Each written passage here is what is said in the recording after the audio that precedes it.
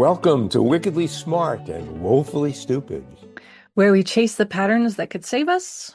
and call out the ones dragging us down. I'm Wendy Peterman, and I see everything through the lens of nature. And I'm Harvey Stone, and I can't stop imagining better ways to govern ourselves. Every week, we look at the wickedly smart solutions. And the woefully stupid mistakes, because desperate times call for disparate measures. Wildly different thinking for a world that's woefully off track.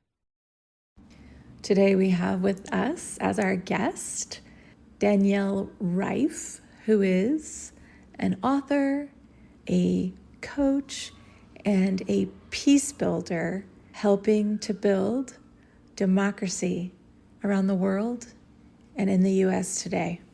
Welcome, Danielle.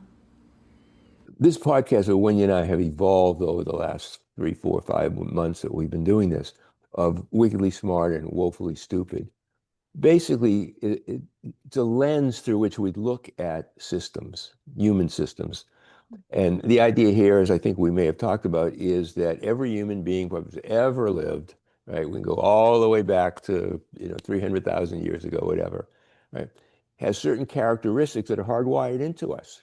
We have happiness, we have sadness, joy, disappointments, all those things that are very human, including the capacity to be both wickedly smart and woefully stupid, and anything in the middle of that spectrum. Right, it's a longer spectrum, but those are the poles that we talk about, and we found that it's a way to step back and get some of the emotion out of talking about issues, about how systems are structured today, right? How nature does it, what the comparison, what the gaps are, what can be done in any given system. So that's the lens that we like to use, and we'd like to use with you. And I'm assuming that you would say your system is peace building or something like that. Is that correct?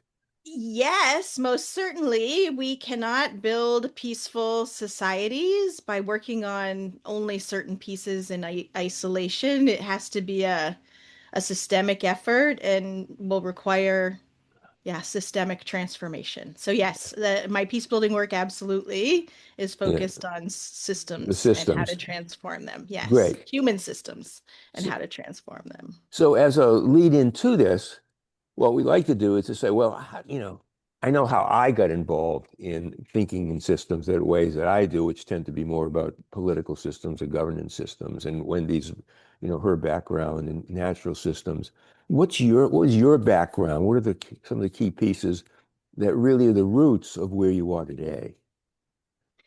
In terms of systems thinking, I think the most powerful period in my life was when I was a democracy officer with USAID. We would go into another country and we had a tool that we would use to assess what is the state of democracy in this country, and what are the strategies that are needed to deepen democracy and create transformational change. And when I was just a young democracy officer in Uh-huh. my first post, I was doing this, and uh, one of the big bosses asked me, because the strategy recommendations always came out that you needed to work with the legislature and the executive branch and the judiciary and civil society and the media and all the different actors in the system. And my mission director said, well, but yeah, it's really inefficient. Shouldn't we just pick the most in need of support and just really go hard on that one? And I turned back to my democracy colleagues in Washington and I asked them that question. My boss is saying we should really just focus on one thing. It's more efficient. And they came back and they shared a paper that had been written by one of my colleagues. And they basically, the paper essentially said democracy is a system, and Hmm. if you work on just one piece and the others are weak, it's not sustainable. You won't actually create Yeah. transformational change. And so once I understood that, it made a lot more sense. And from that point on, for the rest of my career, I like to focus on the intersections and how do you bring the different pieces of the system together to collaborate for Uh, collective impact. so that was really one of the big turning points. That was a turning point Uh, for me in terms of understanding systems. And Very just to go nice. back a little bit, as you were growing up, what were some of the experiences that said, oh, and you really, your title a democracy officer? Yeah, I my want to title be was a democracy democracy officer. officer. Really? I never knew one before. Congratulations. Thank you. I tried for years to get the word peace building stuck in there. I wanted to be a democracy and peace building officer. And there are a few places where I had control of my own business card and I slipped it in. But the institution never got to calling it a Yeah, democracy and a peace building officer. yeah. And so what were some of those, either growing up or teachers you had or mentors or whatever that said, I want to be a democracy officer, a peace building officer? Yeah, it's a great question. I grew up in a home where I didn't feel very safe. And I would isolate in my bedroom and I wasn't allowed to leave the house for long periods of time. And so I really missed out on a lot of formative social experiences and I didn't get to play as much as a lot of kids and I didn't get to experience the peace of being in a functioning human system.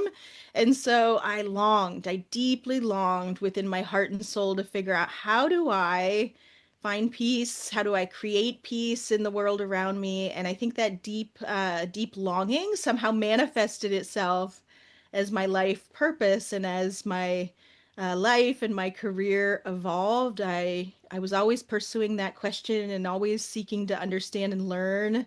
And so throughout my entire career, I was just building that understanding block by block by block over the course of decades until, until I was able to really articulate what I understand to be a systems approach to peace building.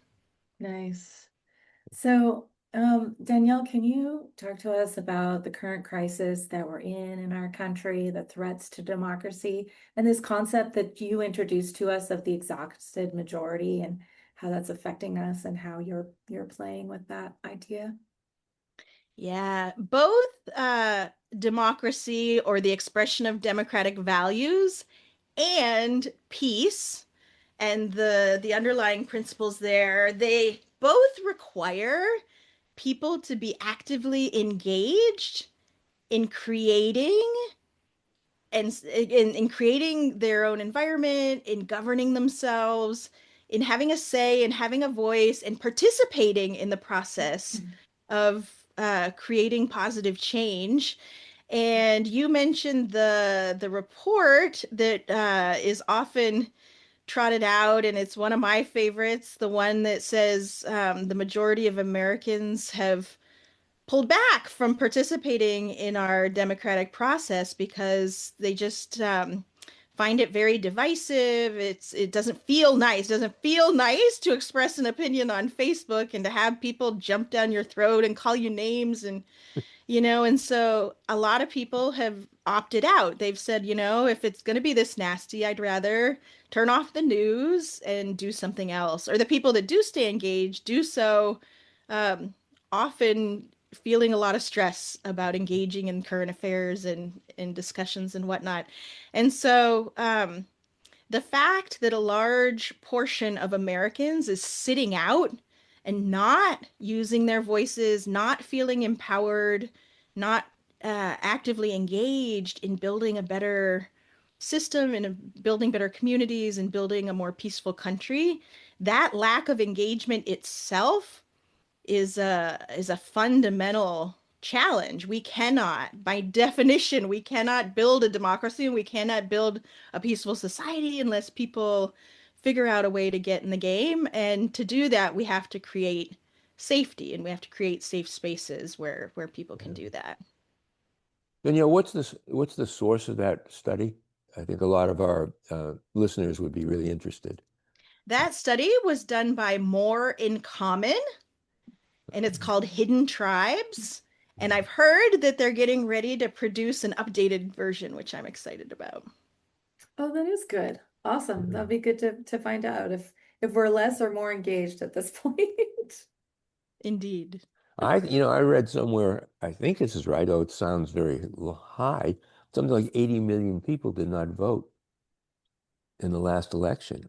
Yeah, there is widespread disenchantment with our system. Our system is simply not working for a broad swath of Americans. And it's not just our American system, it's democracy in general. As I was working around the world, building democratic systems, people in all the countries I worked in were really frustrated. Those are the global statistics show there's a global disenchantment with democracy. And my read on that is that liberal democracy, which is the most common form of democracy when we talk about what's happening in the US and other Western countries, for example, that ensures that we get to vote. It ensures that we have representation. That model doesn't necessarily embrace really robust citizen engagement in between elections. And so I think it's the limitations of liberal democracy that are causing us heartburn. And I personally believe that the solution, or one of the solutions to that, is to build a democracy that actually deepens the opportunities for citizens to engage and empowers citizens in ways that we have not done Mhm. in the past. So I have on my LinkedIn, my profile says building deliberative democracy and peace in the US. I would love to see us move towards more deliberative models of Yeah. democracy That here. sounds really exciting, and it sounds like it would take, critical thinking and conversation and, cross-discipline communication and maybe some revisions to like maybe the electoral system and things like that, where people just don't feel like, well, I live in this state and this state always votes that way, and therefore why do I even bother? Yeah, what it is, Wendy, it's a paradigm shift. And that paradigm shift will require deep structural reforms to our system. The system we have now is based on a worldview of competition, Yeah. that competition of ideas, competition of Mhm. political parties, competition is the answer. And yes, I mean, free markets are good to a degree, and we need the free exchange of information and ideas. Innovation is key to economic growth. So I'm not at all against competition in a lot of ways, but that can't be the only thing our system does. What we need to do is reform our system so that there are more institutions and formal processes that create opportunities for citizens to come together across divides Mhm. and talk to each other, deliberate about public policies, and find common ground. There are not many institutions in our current democracy where we can come together and actually find common ground. The Congress, for example, I mean, the way it's designed, Congress has been becoming more and more polarized for decades, like 50 years of Yeah. gradually moving, the representation in Congress gradually moving to the extremes. So we need to build in some systems that will help us find common ground and collaborate and unite. So let me ask you this. You obviously have a vision of what could be and how to get there, right? Which we'll get to. I really want to hear what you have to say. You've worked at different places around the world. What are the experiences that you've had that help shape this vision and this idea of what we need to do it in this country? Yeah, so I was really inspired. One of my first, in that same first diplomatic posting, actually, I was in Uganda in East Africa. I arrived in 2005, which was the same year that the International Criminal Court issued its first ever arrest warrants against the leadership of the Lord's Resistance Army, which was a rebel group that had been terrorizing the north of the country.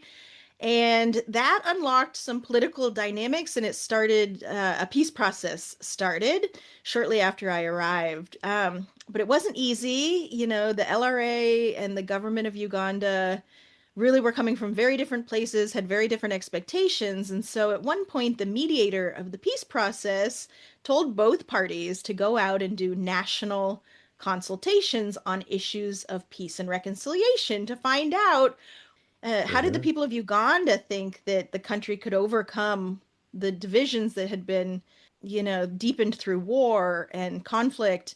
How could the Ugandan people come together, reconcile and come together Uh-huh. again? And It was one of the most extraordinary things I have participated in my whole career.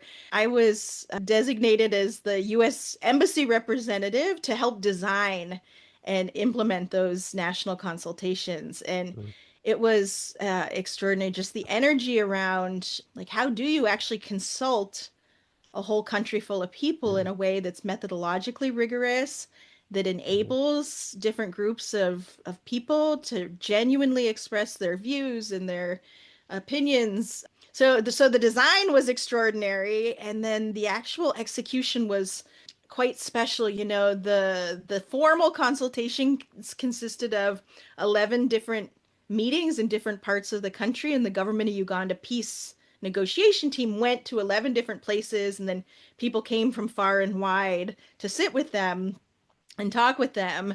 But even apart from the official consultations, civil society groups, local governments, religious communities, like all the different organized groups in society also spontaneously organized their own consultations with their own people Wow. and their own community really? members Wow. to Yeah. be Wow. prepared to feed in to the formal consultation process. And so for a few weeks, I mean, it was the headlines in the newspaper for a few weeks. And there was such a beautiful energy in a country that had long been divided by war, of people actually being invited to express themselves and invited to talk about their experience living in war, and being invited by the government to help solve this big problem of how do we get out of Mm. this and transform and reconcile and get into a more peaceful place. So yeah, that's one of the experiences I had overseas that really marked me. Wow. That's amazing. So, when we were talking before, you talked to us about a four-pronged civic renewal framework. Can you talk to us some more about that? Yeah, sure. I really enjoyed talking to you about it prior to this because it helped me put some pieces together. We talked about the parallels between a forest ecosystem and a civic ecosystem, and how Mhm. some of the Nice. same strategies apply. And I've been using that Oh, analogy yay. everywhere I go. Great. I'm going to continue to use that one. So thank you guys. So yeah, there are four general approaches that the civic community seems to be engaging in to help create systems change in the US in the current moment. So there are some undemocratic things happening. There's a rising risk of political violence. One of the approaches is about blocking any sort of actions that are not done in the spirit of our democratic principles. And so you find a lot of civil resistance, all the street protests, that kind of thing. That's a key piece of helping the ecosystem to evolve. There's another one called belonging, which I think is Mm, the first port of entry for many people, and should be the first port of entry for many people. Is if you're not engaged in politics right now and you're in this exhausted majority and you don't know what to do, you just know you need to do something and you don't know what to do, the yeah. best answer is just get into your community, introduce yourself to your neighbors, organize a potluck, organize some local community service, just get out into contact with your community, get to know people. That'll help build trust. It'll help us understand each other better. It increases our ability to have difficult conversations with each other when we need to. So the belonging piece is all about building civic hubs and inclusive communities at the grassroots level, where people can feel safe and where they can feel a sense of belonging. And this is really an acute need here in the Yes. US when you Yes. look at the rates of loneliness, to the point where the Surgeon General has declared it Yeah. a public Yeah, health it's the new issue. smoking. Yeah. Yeah, Loneliness yeah, That's right. is as Yeah. hard for your health as smoking. Yeah. that's right. That's Yeah. right. And so the creation of inclusive communities where people feel safe is extraordinary. It's not easy, and it's extraordinarily important. So that's the belonging. So block, belonging, and then bridging. So when you do get together and you come together across divides, people do have disagreements. Sometimes it's not easy to bridge those divides and feel safe and comfortable with people from other perspectives. So there's a whole bridge building community in the US, a phenomenal group of organizations that work intentionally on bringing groups together from different backgrounds and facilitating conversations to help groups and communities find common ground and build trust so that they can be in communities of belonging together. And then finally is the build piece, which is all about what we talked about before, the importance of institutions. Once you build a culture of democratic engagement and local peace building, you have to codify that in your institutions in order to make it sustainable. So that's the structural reform to help foster more collaboration and unity and diversity. Are you writing about these four-pronged civic renewal framework? There are people who are writing about it. I want to shout out Julia Roig, who within the civic community has been a real leader in helping to shape some of this thinking. Um, I do mention these things in the book I wrote. The last chapter of the book is called A Peacebuilder's Manifesto for the Digital Age, and Very it nice. basically outlines a framework for positive peace and includes that basic structure. Yeah. So Danielle, in the four-part structure that you just described, what are the pieces that today you would say tend to be the really wickedly smart pieces of it? That's either in the design or the execution of it, whatever. And then some of the ones that really need it, there's a lot of room for improvement.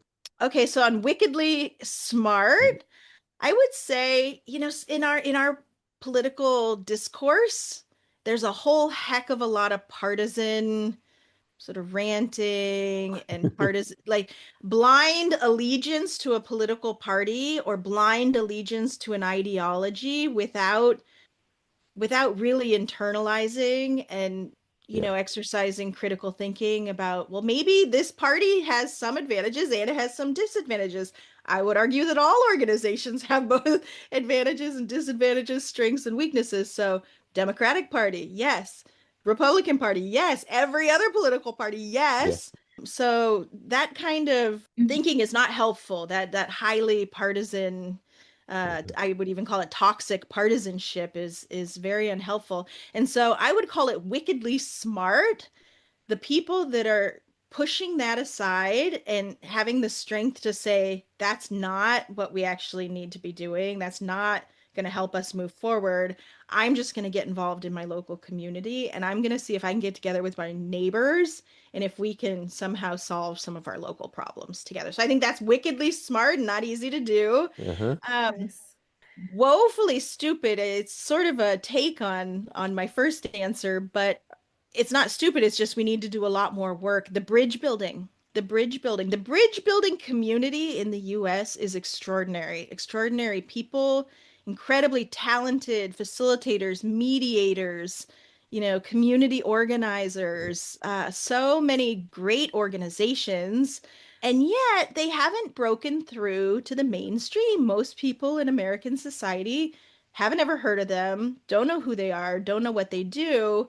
And yet there's all this conflict. We have this whole community of people who has experience and knowledge about how to work through those differences at all levels, and we're not taking advantage of them. So that's not so smart. The fact that we have this incredible resource in our country and we're not taking advantage of them. What are some of the organizations that are the real bridge builders that people can look up on their own? Yeah, so one of the most prominent is called Braver Angels, and they formed, I want to say 2016, 2017-ish. They were created by a guy who was a family therapist, and he realized that some of the dynamics that were manifesting in the political environment were similar to when his clients, couples were Yeah. fighting.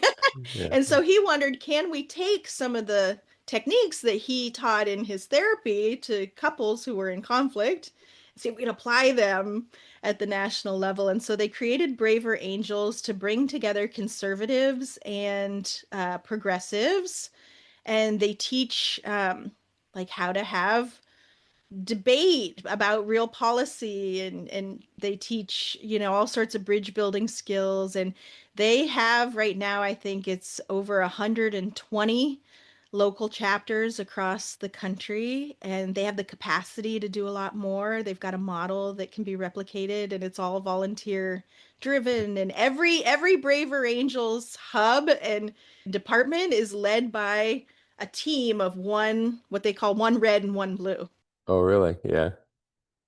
people that are across that critical political divide. Yeah. I saw on this channel that local channel we have about Utah on PBS, a project called the Raft Project. Have you heard of that? No, tell me about it. Well, it's really cool. It's a research project, and they had, 5 or 6 different rafting projects or trips around the United States, and they brought people together. They interviewed the people. You could apply to be on a raft. And if you had a very particular viewpoint that was probably going to be contrary to someone else's, then you could get in the project and you would go on a multi-day rafting trip down a river in the country and learn to work together and survive and bridge differences and talk to other people and just learn to see them as other human beings and hopefully come out of the project with a different perspective. I know someone named Chris Newland who does that. So maybe it's Chris Newland's work. Here's what the research says. We've done polling in the US about whether people are interested and available to actually do bridge building. And most people don't want to sit down and talk about our differences and say, okay, well, you think this and I think that, and how can we meet in the middle and find common ground? Like most people actually don't want to do that, as effective as it is. But what the polling shows people would be willing to do is to get together with people from across the divide and actually do something together, do a project together. So the kind of rafting project that you're describing is that like it's a lot more fun and Well, somehow a lot more yeah, natural to just exactly. I find was gonna something to do say, together and do yeah, it. And to if me you've got a shared also. objective, Yeah, to you're me gonna work also, you're through it. spending time in nature and Yeah. you get that whole aspect of it as well, and moving and stuff like that. So I think it's just very holistic. Not everybody can do it, but I think it's a really exciting project. I Yeah, Well, applied to be on a speaking of raft. nature, Wendy, I know Danielle, you have your own take on this, I believe, but from your background, how do the four blocks that Danielle pointed out, how does that play out in nature, in ecosystems? Well, I Are write a there lot about parallels? belonging too, and she was talking about the belonging aspect, that coming back to nature and that sense of belonging is one of the, I think, first most essential thing that we need. And, nature is so integrated and has everything belongs there. And, a tree is never telling a rock, don't be a rock, don't rock so hard, you know, don't let those moss eat you. I hate moss. They're not doing that. No lizard is telling a squirrel not to be a squirrel, or like, I hate squirrels or anything like that. They're just lizarding, they're just squirreling, they're just treeing, they're just rocking. So I think, that is a really important aspect that I'm trying to communicate that I think bridges really well to what Danielle is saying. And then also the bridging work, I call myself a forest translator. And so trying to translate these concepts of collaboration and partnership and interdisciplinary relationships and relationship to land and relationship to one another and all of that sort of thing also has to do with that bridge building work. When we had spoken before, you talked about the blocking is blocking invasive species, Oh, Yes, yes, that's right. exactly. Yep. Yeah, exactly. identifying who or what is an invasive, quote unquote, invasive species in the US would be highly debated, wouldn't it? Yes, it would. Just like what is wickedly smart and woefully That's stupid will be right. highly debated as well. And then I think the Right. structural constitutional reform Yeah. stuff is the Clean Water Act, the Endangered Species Act, the, sustainable operations legislation that is in question right now or being weakened and that sort of thing. And actually having those laws enforced and the people who operate within those laws and try to keep people accountable to them actually, being able to do their jobs. And Danielle, because you, from what you've said, have spent a lot of time yourself in nature, either personally or professionally. So how does the peace building system today that you were describing earlier match up versus how nature does it? Yeah, so I think we just heard from Wendy some of the insights from the forest science world, which I love. In a healthy forest ecosystem, multiple species can not only survive but thrive, and there's a real unity in diversity. Unity and diversity. I spend a lot of time talking about that as a core value and a core principle of peace building, because as long as you can't come together across divides, then there are always going to be people who are in and people who are out. And in my experience in the peace building world, we know that when groups are excluded from governance processes, when they're excluded from enjoying the rights of citizenship, when they're excluded from the protections of their government, then they organize and they disrupt. They become spoilers. When you exclude people, they have the potential to become Yeah. spoilers. And so there's only one way that we're going to live in peace, and that is if we don't have any spoilers, if we can literally try little by little by little over time to bring people into a system where we can experience unity in diversity. Yeah, that to me, that's such a critical piece, the unity. I mean, I think these days in terms of commonalities, which is another way of saying the same thing. I mean, given where we are at this point in history, given the chances for pandemics, for nuclear wars, for drone wars, for economic collapse that would spread around the world, all of those things, never mind climate change, of course. I mean, there's another big one in there, that either we have to see that these are really the issues that we're all going to be impacted by and say, okay, we may not agree on this or that aspect of it, but nobody gets unscathed by these things. Right? We all have the same common stake in resolving these issues. And also then the possibility of that there are enormous possibilities for the future, whether it's the peace building systems, whether it's improving healthcare systems, education systems, et cetera. My God, where we could get to. It's So, extraordinary to so for think me, it's about. like, okay, everybody, let's go pick up a bucket. We got a bucket brigade. The fire's going on. And Yes. as soon as that's done, or while it's being done, let's go build a barn together. Yeah. Yeah, You know, that's right. That's raise a exactly right. barn. You know, Yeah. it's not a widely accepted point of view, but that's okay. Yeah. That's what we're all working for. Is the challenge then is how do we, once the vision is in place, right, and the structure is there, and we can see that as you do so clearly. Okay, then the next question becomes, how does that happen? Yeah. So one of the So questions I had that we touched on before was, given what you described in Uganda and evidently other places too, this national dialogue, how are you, if you had you had the power, you were appointed the head of a commission to establish a national dialogue in the United States, carte blanche to do whatever you want with that, how would you start to set it up? Oh, I love that question so much. Thank you for asking it. But before I answer, I just want to go back to your last question and say we live in a diverse ecosystem, period. Diversity is reality. Even within a nuclear family, me and my sister, we may not agree about many things. My mom and my dad may have deep disagreements. So just because we behave as if we are not in an ecosystem and that we can be, independent and self-reliant and do everything on our own and we don't need other people and we don't need other groups, Yeah, we can behave that way, but it doesn't change the fact that we live in a diverse society. That's not gonna go away. We live in an ecosystem. It's just the reality of it. So it's better to just figure out how to live together, no?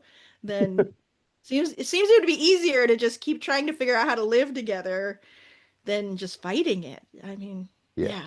So okay, so if I were appointed the head of a national commission for a national consultation and dialogue process, so there are two key pieces to it, in my opinion, three maybe. One is the consultation piece. In the same way, if you think about an interpersonal conflict, you and somebody in your life, you're not getting along. And when you decide that maybe you want to try to work it out, what's the first thing you do? You go to the person and you say, Yeah. can we talk about We it? talk. Yeah, Maybe we should talk about that's right. it. Because if we can't talk about it, we're not going to get very far. So that dialogue opens up possibilities. If people enter into that kind of a dialogue with an open mind and an open heart, it sort of unlocks possibility, possible solutions, possible Hmm. changes that can be made to make things easier for people. In the same way, on a national level, taking the example of Uganda, if you can organize a genuine consultation process where everyday Americans are consulted about what are the greatest pain points that they experience in their lives and communities, and what is the vision that everyday Americans have for how to renew our democracy and build a peaceful nation, I think that in the same way as the interpersonal dialogue unlocks new ideas and Hmm. perspectives and solutions, a national consultation could do the same thing for our country. So, like it did in Uganda, people have ideas that will surprise you, and there's energy. People are willing to work towards it. But if you don't ever ask them, you won't know that they're willing to help. And so, there are different layers to it. People are talking now about doing state level citizens assemblies so that states can come together and figure out what their priorities are at that level. Those things are happening in communities. There are deliberative polling methodologies. So there are some really smart people, for example, Stephen Cull at the University of Maryland, who have spent decades developing methods for public consultation and using surveys and deliberative polling processes to understand what a representative sample of Uh-huh. Americans actually believe and where there's common ground. And then there's a technology component. There's a technology layer that we could take advantage of in the current day and age that wasn't available to people in prior generations. There are technologies like Polis and Remish. These are built to find out what a large group of people thinks and to find where there is common ground and where there isn't. So you could design a really good polis process and run that nationally, and people would be able to sort out for themselves where they sit, and it could be very exciting. So that's the national consultation piece. And I think you get the ideas and because there are lots of groups that are doing this and planning for this. So you get all the inputs from all these consultation and visioning processes. And then I envision a national citizens assembly being set up. So a citizens assembly is a governance innovation that happens a lot in other countries, and there's a new wave of citizens assemblies gaining momentum in the US today. But a citizens assembly is a group of people that are randomly selected. So you're talking about, let's get 100 randomly selected everyday Americans in a room together, and then, the first phase of a citizens assembly is giving them information so they all have the same base of information. So you explain and you present and you give them all the inputs from these national consultation and visioning processes, Uh-huh. and then they get to ask as many questions as they want. They get to discuss and debate, and then there's facilitation to help them sort through what's really important and what really matters. So I'm imagining inputs from the consultation process and then a national citizens assembly that can deliberate together and produce a citizens list or a people's list Hmm. of reforms to help get our country back on track. It would have to be, it's sourced from the American people, and everybody has to be able to be a part of it. And then, of course, you would need some political power to get those reforms passed through Congress and whatnot. But the third piece of it, which is also critically important, is like a capacity for a national dialogue. So consultation, you're asking people what they think, and you're surfacing new ideas and all sorts of things. A national dialogue would be if we really need to renegotiate our social contract, like, for example, any deep constitutional reforms, we would probably need to do Yeah. that as a political negotiation on some level. Consultation, National Citizens Uh-huh. Assembly, Yeah. followed by some national dialogue to negotiate how to get it across the finish And line. so that's what was done in Uganda and other countries as well that you're aware of? Uganda was just the consultation piece, and then lots of places have done citizens' assemblies. And then a national dialogue is a growing practice in different places. I don't know of any place that's done that sequence of systematic, Right. surface ideas all the way through to negotiate until they get into the system and create real transformation. So it's an ambitious vision. Yeah, but it's It would a take some real wildly, leadership. wildly, smart one, Yeah, wickedly wickedly smart smart. one. Yeah, exactly. So we probably need to head toward wrapping this conversation up, as exciting and wonderful as it is. And I want to make sure that Danielle has an opportunity, one, to tell us about her book, Overcoming Information Chaos, and her business, peacebuilders.com. So you want to go ahead and do that, Yes. Danielle?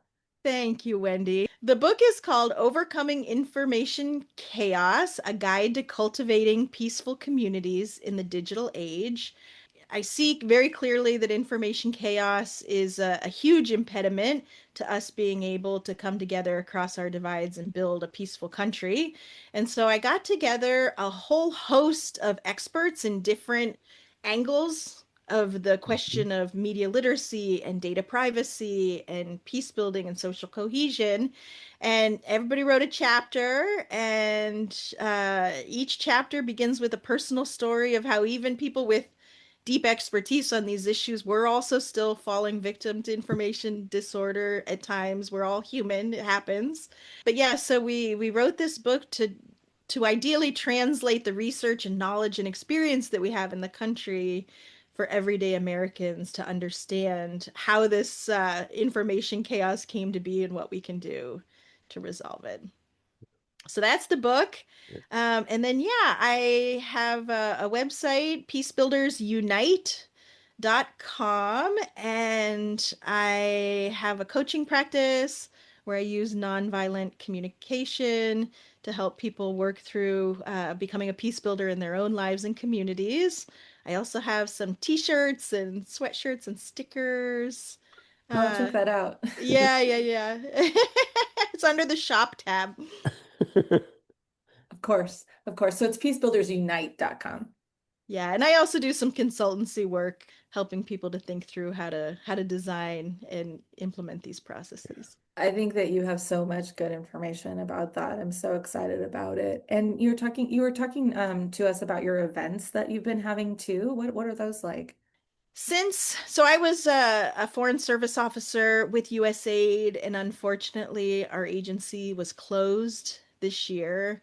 And so thousands of people who used to work for USAID are now, a lot of them unemployed, slowly getting jobs, hopefully. But in the meantime, we were concerned about our democracy assistance and peace building community being, spread to the Fragmented. winds. And so we started organizing people to keep our community together first and foremost.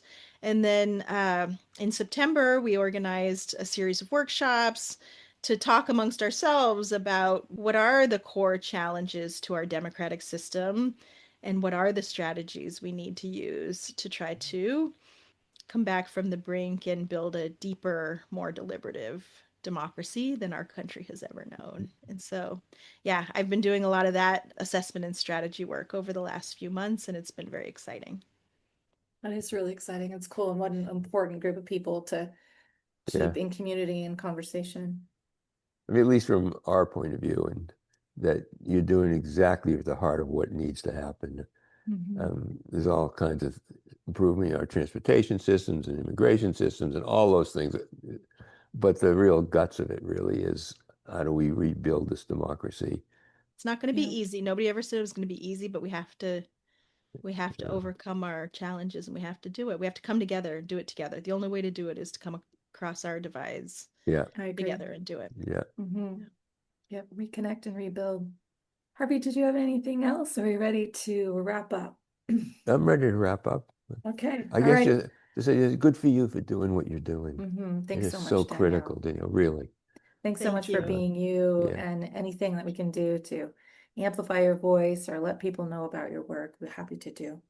Thank you so much. I really appreciate that. And I appreciate this conversation. It's good to talk to you guys.